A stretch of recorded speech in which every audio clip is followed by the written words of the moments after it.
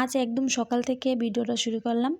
আমার ভিডিওটি যদি ভালো লেগে থাকে আমার পেজে একটা লাইক একটা ফলো দিয়ে রাখবেন। হ্যালো এভরিওয়ান, আসসালামু আলাইকুম। আশা করছি আপনারা সবাই ভালো আছেন। আলহামদুলিল্লাহ আমরা অনেক ভালো আছি। ইদানিং ধরে কিন্তু একদম সকাল সকাল ঘুম থেকে উঠতে হয়, তারপর ফজরের নামাজ পড়ে বিছনাটা উঠিয়ে নিই। বিছনাটা না উঠালে মনে হয় কোনো কাজই করা হয় না। এজন্য সবসময় চেষ্টা করি সকাল সকাল বিছানাটাকে গুছিয়ে রাখার জন্য।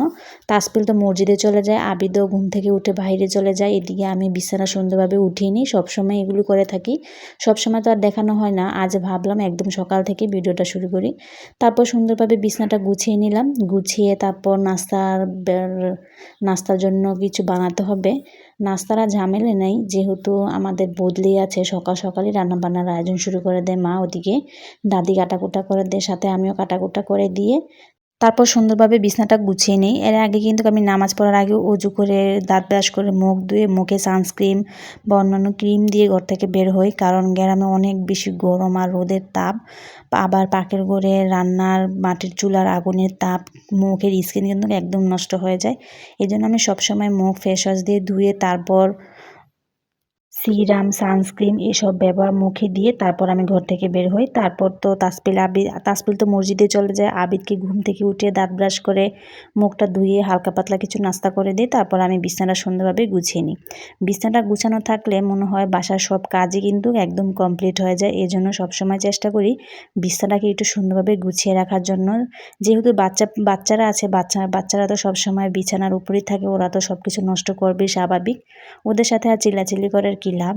আমি চেষ্টা করি সবসময় একটু গুছিয়ে রাখার জন্য, কিন্তু ওদের জন্য পারি না করতে, তাও চেষ্টা করি।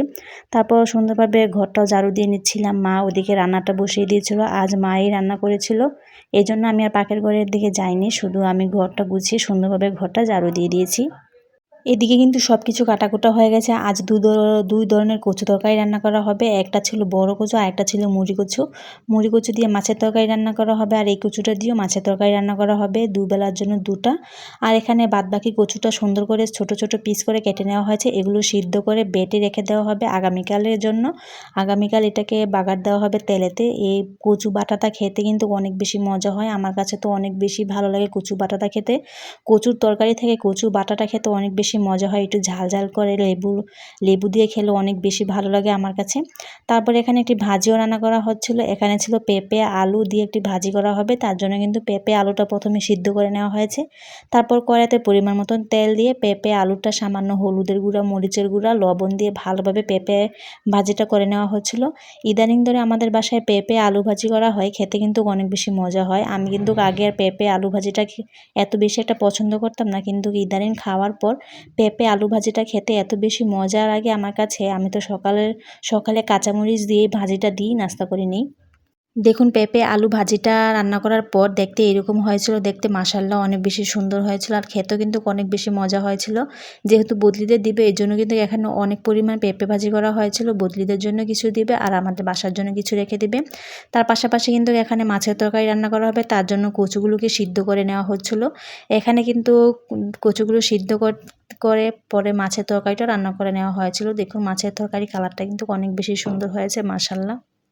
বলেছিলাম না কচু বাটা খেতে অনেক বেশি মজা, তার জন্য কিন্তু কচুটাকে সিদ্ধ করে নেওয়া হয়েছিল। পাশাপাশি কিন্তু আরও অন্যান্য তরকারি ভাতও রান্না করে নিয়েছিল দুপুরের জন্য, রাত্রের জন্য। তারপর এখানে কচুটা সিদ্ধ হয়ে গেলে কচুটাকে আমার দাদি সুন্দরভাবে পাটাতে করে বেটে নিচ্ছিল। এটাকে সুন্দরভাবে বেটে এখন ফ্রিজে রেখে দেওয়া হবে, আগামীকাল এটাকে রান্না করা হবে। তার জন্য আগামীকাল একদম রান্না করতে সহজ হয়ে যাবে। সব কিছু রেডি করা থাকলে কিন্তু রান্নাবান্না একদম সহজ হয়ে যায়। এদিকে দাদি কচুটা বাটতে বাটতে ওদিকে কিন্তু মা আরেকটা তরকারি রান্না করে নিয়েছে।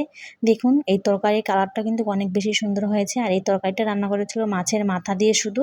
এটাকে বদ্যিদের দিবে, তার জন্য এটা মাছের মাথা দিয়ে রান্না করেছি। মাশাআল্লাহ তরকারির কালারটা অনেক বেশি সুন্দর হয়েছিল, দেখতে কিন্তু অনেক বেশি সুন্দরই দেখাচ্ছে, খেতেও অনেক বেশি মজাই হবে মনে হচ্ছে।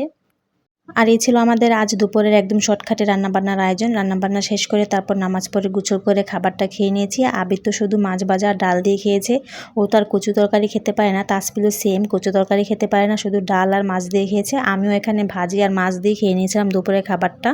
আলহামদুলিল্লাহ খাবারটা খেতে অনেক বেশি মজা হয়েছিল, সাথে কাঁচামরিচ শুকনো মরিচ দিয়ে খেয়েছিলাম। খাওয়া দাওয়া শেষ করে বিকেলে রেস্ট নিয়েছিলাম। সন্ধ্যার সময় এখানে কিছু তাসপিল আবিদের চকলেট ছিল, এগুলো খেয়েছিলাম। ভালোই লেগেছে খেতে। বাচ্চাদের জিনিসপত্র আসলে অনেক বেশি মজা, আমার কাছেও ভালো লেগেছে। আবির তো 2 বক্স ছিল, আবির তো 1 বক্স এক বসাতেই খেয়ে নিয়েছে। ওর কাছে এত বেশি মজা যেটা খেতে, এজন্য তো এক বসাতেই 1 বক্স খেয়ে নিয়েছিল। আর এই ছিল আজ আমাদের সারাদিনের একটি ফুল ভিডিও। আমার ভিডিওটি যদি ভালো লেগে থাকে আমাদের সাথেই থাকবেন, লাইক, ফলো, সাবস্ক্রাইব করে তানজিন আক্তার ব্লগের পাশেই থাকবেন। সবাইকে অনেক বেশি ধন্যবাদ।